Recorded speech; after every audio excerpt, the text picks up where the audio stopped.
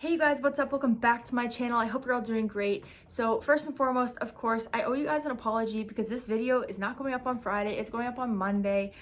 I'm sorry, there's a lot going on in Ontario right now. The whole province just locked down again. They've decided to close my son's school indefinitely, which means it could be closed for the rest of the year.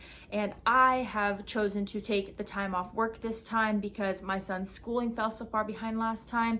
So as of literally today, Monday, I am a full-time stay-at-home homeschooling mom, and that's terrifying. It's only temporary. It's only until either schools open up or summer starts. So hopefully it won't be too long because mama's gonna need a paycheck. With all the schools closing and having to leave work and all of this stuff, there's just so much going on that I didn't have a video. So I was talking to my sister and we decided that since I was like completely stressed out, we were just gonna sit down and watch a movie. So we opened Netflix, and as we're looking through what to watch, boom, Love and Monsters pops up on the screen. And I instantly am like, Dylan O'Brien, this movie was supposed to be coming out. I didn't look at when it was coming out. Please, can we watch it? If you say no, I'm gonna cry and then I'm gonna leave. So my sister was like, okay, I guess we're gonna watch it. So we watched Love and Monsters, and now I'm here with a full review because I absolutely, well, did I like it? Didn't I like it? You'll have to watch to the end to find out. Well, spoiler alert, I liked it. And that is the only spoiler, hopefully, that you will see in this entire video. So have no fear, I'm not gonna ruin the movie for you. Hopefully. All right, so here we go. First and foremost, the movie is called Love and Monsters. It is starring Dylan O'Brien, Michael Rooker, and Jessica Yu. So this movie was released on April 14th onto Netflix, but originally it was released in October of 2020 in the USA to theaters. Now, I don't know what theaters were actually open back then, so there's some of you who may have seen this months ago. If that's you, I'm sorry that this is a little late, but I just got access to this movie, so I'm excited and I'm going to talk about it. So first really cool thing about this movie is that the score on Rotten Tomatoes is a 93%. 93%. I've actually really liked some movies that have completely flopped on Rotten Tomatoes. I don't think I've ever actually liked a movie that has done well on Rotten Tomatoes. So knowing that a movie I like has done really well as far as a 93% on Rotten Tomatoes is incredible. But to add to it, it has a 89% audience rating, which is also pretty cool because that means a lot of people feel the same way that I do. Very good movie, funny, kind of creepy, but it did the job. I was excited, I was entertained. So Love and Monsters is kind of like a War of the Worlds meets Zombieland movie. It's very much more like Zombieland, except for instead of zombies, they are insects that have been blown up by science. So yeah, we've got Dylan O'Brien who plays Joel, and he is playing a character who's been locked in a bunker for 7 years away from the girl that he loves. So he decides one day, even though he has no talent and no major life survival skills, he's gonna go across the upper of the world and try to find his love.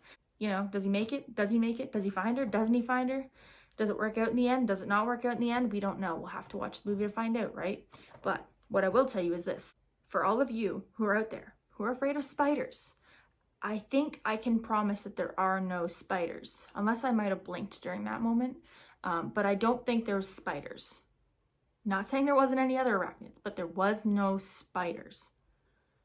I don't think. But there was one more thing that I'm going to give you guys a warning about because no one ever warns me about this. And if you've ever heard of trypophobia, I'm warning you that you will have an issue during this movie twice, maybe 3 times. So basically trypophobia is like a fear or a negative reaction to like holes close together or like spots close together. So like, for example, I can't look at beehives. I can't look at hives. Like you might get like a rash on your skin. I can't look at like a pomegranate. I don't think I've ever been able to look at a pomegranate without getting nauseous. There's at least 2 times that just for no apparent reason, just for design, I guess, you just randomly see a huge cluster of holes because it's supposed to be about insects, and insects like to make holes, I guess. But yeah, there was at least 2 scenes that I literally saw it and just refused to look up until my sister said I was in the clear. So if you guys have trypophobia, be aware that it's in this movie, okay? Other than that, like I said, the movie was great, and I personally would probably rate it like an 8.5 out of 10. I thought it was really funny. I thought it was like really cute in sometimes. I really enjoyed watching relationships build, and I kind of enjoyed watching like some plots that I didn't expect to happen. It was a really good movie. I really enjoyed it. I'm so happy that it was released to Netflix, because if it was released to theaters, I would have had to wait forever because of all the lockdowns and limitations here in Ontario right now. One last thing I'll say is they definitely set it up that there could be a sequel. So, I mean, the more you guys watch it, the more interest it has, and the more higher of a chance that there will be a sequel, which would be so great, because I just love Dylan O'Brien. I'm so happy he's acting again. For anyone who doesn't know, back in probably like 5 years ago, at the end of the Maze Runner series, Dylan O'Brien was very badly injured during a stunt on set where he ended up breaking half his face, essentially.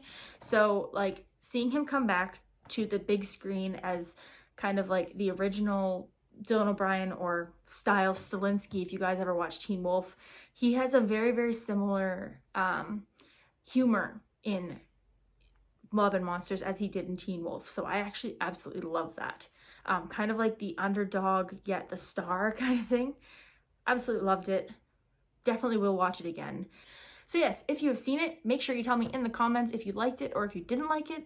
Tell me if you liked it, what did you like? If you didn't like it, what didn't you like? And yeah, hope you guys enjoyed. If you did, please remember to give it a thumbs up and subscribe if you haven't already. And just remember, just because this one video is late doesn't mean I won't have a video up this coming Friday.